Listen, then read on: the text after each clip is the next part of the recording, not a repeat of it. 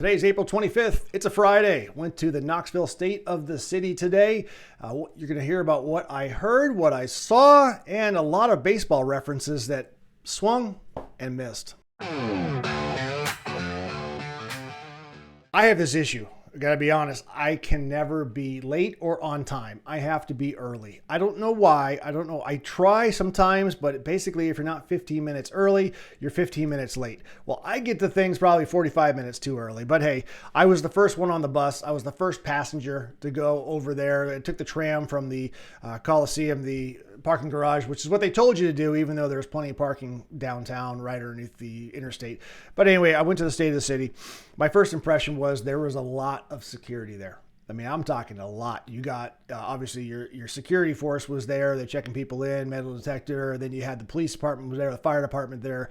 I don't know if it was the Secret Service, but somebody walking around with earpieces and suits. And you knew there was somebody, let's put it that way, because they did not fit in. But it was a very big deal as far as security goes, not to mention all the firefighters that were there, but we'll get to that. So I thought, man, this is going to be huge. Like anybody's going to be there. Like, great. Okay, cool. No, that's not what happened. I mean, most of the city council was there. A few of the commissioners there. Mayor Glenn Jacobs was there. But other than that, everybody else kind of just phoned it in and sent a representative in to watch it. So I don't know. I was a little bit turned off by that because I'm like, however you feel, this is the state of the city. Like, you need to figure out, you need to be there, and they weren't. But it was a little muggy day, a little rain in the forecast. It poured rain when I came home, but the rain held. We were outside underneath the backdrop, the backstop of the ballpark, and I was curious to see how many people were there for the actual speech or just to check out Covenant Health Park on a day off. So that was the fun thing about the scenario. But a lot of people in blazers, a lot of people in t-shirts, up and down, a few children there. But it was more of a non-logo day. Not a lot of people had logos. Maybe they had a shirt on that had something over their breast pocket. But that's about it. There was no like shiny example of, hey, look I'm here from this organization. I'm here for that.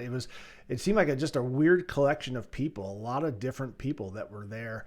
And I couldn't put my finger on like certain areas. Most people didn't know each other. Most people kept quiet. They just kind of meandered around. Me being one, I mean, I kind of sat 3/4 of the way back, and there was a lot of people behind me. The acoustics were terrible. God, it was awful. I mean, not only mentioned, there's still construction going on there, like all around the stadium. It's so weird. I mean, they're doing it. They got trucks backing up and the beep, beep, beep. And it's like the interstate's going by. There was a train that went by and blew the horn. I mean, it was like, what is going on? Some dude above us was hammering something. It was bizarre. It was bizarre that they couldn't just put things down and be like, hey, shut up, guys. We're trying to have a speech over here. For the hour that it was. So that was really bad. And then we were in the concourse, like I said, and there's nothing there. It's open. You got the field on one side and you look out the back at the other side. So the air and the breeze was nice, but at the same time, it was just like, this is horrible acoustics. I don't know what's going to happen later on if something needed to be like really done. But mascots were out running around as well. So it was fun. It was fun. They gave out food. They gave out drinks, soda and water. So that was nice. I wasn't expecting a hamburger. I was expecting to pay for it, but they had hamburgers and hot dogs and some horribly cold fries.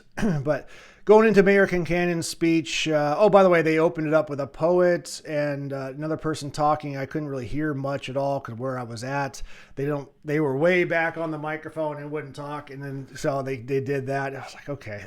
Thankfully, Mayor Kincannon knows how to speak into a microphone. So that was one good thing. So about the speech. Okay. About the speech. The biggest thing they talked about was affordable housing. That was the first thing. Congratulatory pat on the back. We're doing all this stuff for affordable housing. We're passing permits at like a record pace. We're doing so much so quickly. This is great news for everybody. All right. Well, is that what we really want as a town? Do we really want just affordable housing? Is that all? Is that all we care about? Affordable housing. There's a crisis, affordable housing crisis. I kept hearing that, a housing crisis. I thought that was interesting that that's all they're leaning on. They moved on the rest of the budget. The firefighters, like I mentioned earlier, they were there in force. The union was there because basically they're getting a raise. Congratulations and well-deserved. Police department wasn't mentioned, but I know they got something. But yeah, then they're getting their first new fire station in 30 years. So obviously warranted. They need it. So great. if I'm going to spend my money on my budget, it's going to be first responders. I mean, just the way it is. Also, too, they got a new robot. So that's kind of cool. A robot for bomb squad. There was that thing that happened back in October of last year at the warehouse. They had to shut down because there was a bomb. It wasn't, I don't know, it was a bomb threat. I can't remember offhand, but they got new robot for it. So that's good. Again, safety first, humans, robot, great. They went over the 2040 vision, which I always think it's interesting. 15 years from now, who's going to remember what anybody said or what? These people are going to be gone. This whole vision could be gone in 5 years, but you put it out so far. It's like saying, oh yeah, by the year, 3000, we're going to do all these wonderful things. Well, we're all going to be dead and gone. But I mean, even in 15 years, so much changes so quickly. But the vision is no traffic accidents with walkers and bikers throughout the city. And like, all right, fine, great. 15, yeah, anyway. Warming centers, they had 32 days open. They're spending $8 million. Yep. $8 million on warming centers. Guess how much they're spending on mental health? $500,000. $500,000 versus $8 million.